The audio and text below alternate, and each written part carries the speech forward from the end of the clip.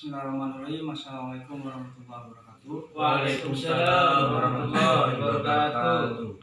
Bu, ini terkait modul pengasuhan dan pendidikan anak ya. Ini sekarang sudah masuk ke langkah 5.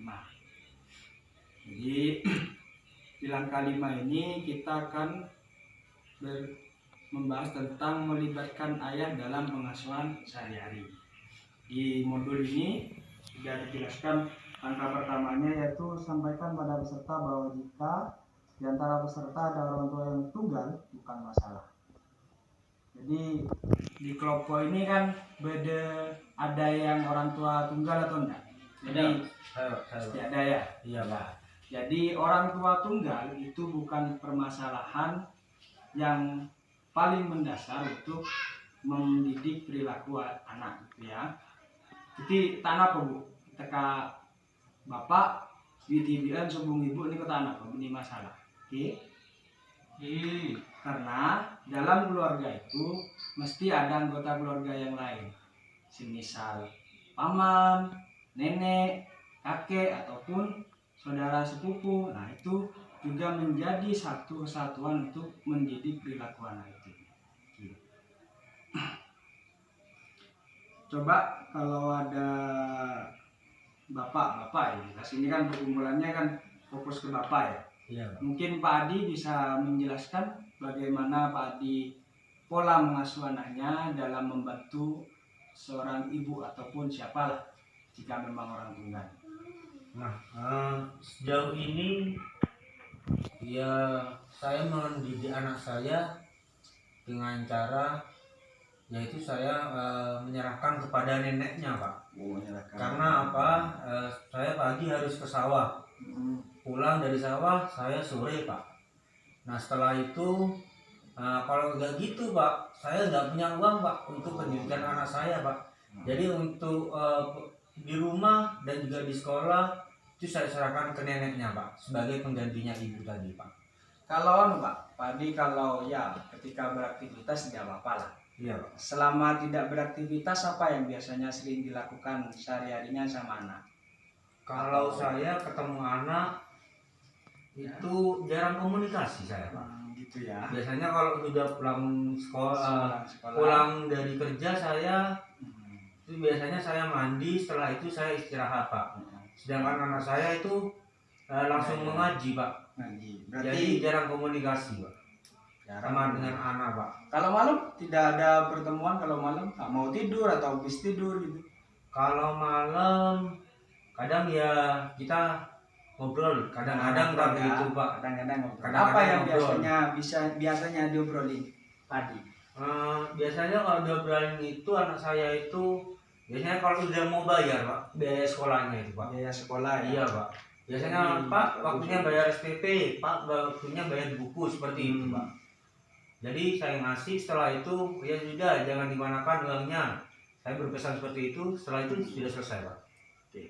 Kalau Pak Ahmad pernah merasa waktu luang bersama anak dalam sehari-hari? Oh iya. Punya anak kan jelas. Anak saya ini dua. Dua.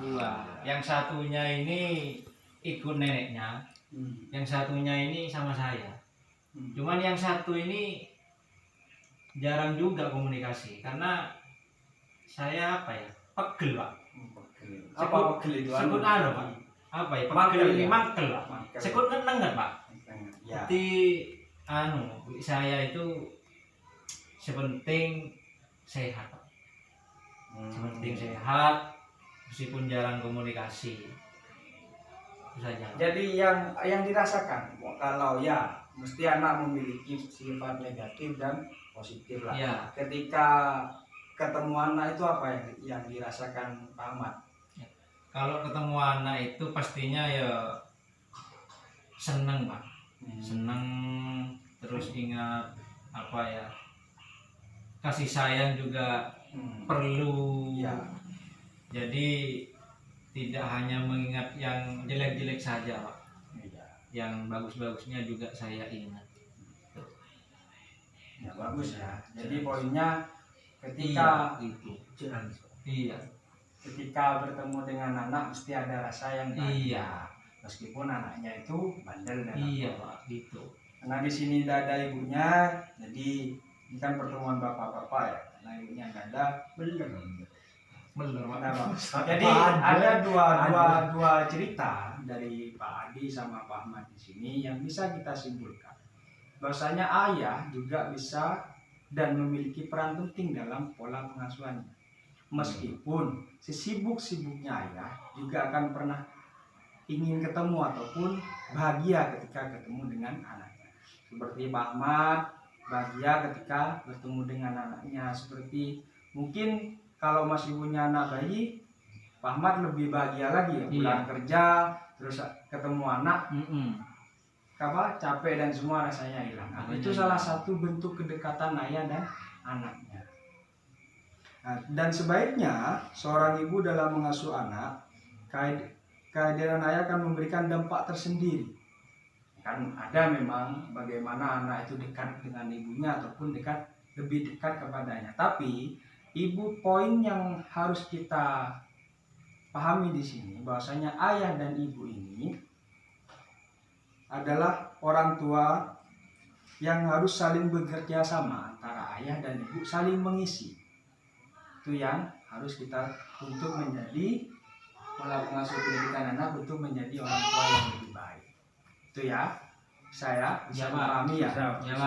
Jadi saya minta Bapak Adi dan juga Bapak Ahmad bagaimana menerapkan pola ini kepada keluarga masing-masing nanti ya. Kalau pulang bantu apa yang ibu, ketika ibu ada kesibukan, Bapak bantu bagaimana mengasuh anak, beli ajak bermain ataupun disenyumin saja sudah bahagia ibu itu ya. Itu ya. Dan nanti kalau sudah pulang, Bapak ataupun ibu yang hadir di sini berdiskusi dengan suami ataupun dengan ibu untuk terlibat dalam pengasuhan anak. Ya. Jadi ibu dan anak ibu dan ayah ini saling berdiskusi bagaimana pola pengasuhan anaknya ini terus lebih baik ya. Ya Pak. Kalau saya dengan neneknya ya Pak ya. Iya. Jadi kembali lagi di depan, orang tunggal itu bukan artian sendiri, tapi ada yang asalkan dalam satu pemahaman bagaimana pola pengasuhannya Pak Adi dengan neneknya itu sama. Ya itu ya. Jadi cukup untuk sesi ini, mungkin nanti akan dilanjutkan untuk sesi selanjutnya ya.